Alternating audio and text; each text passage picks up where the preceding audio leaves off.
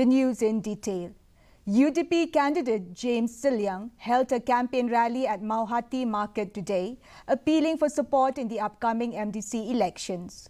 Hundreds gathered with UDP state leader Robert Kharjaran, also present to back Sylliang's candidacy. Sylliang criticized the lack of development in Mawhati over the past 6 years and accused current MDC Charles Marngar of failing to deliver progress. He also criticized Marngar's political shift from Congress to NPP, calling it a betrayal of the people's trust. Sylliang urged the people of Mawhati to vote for change in the upcoming election.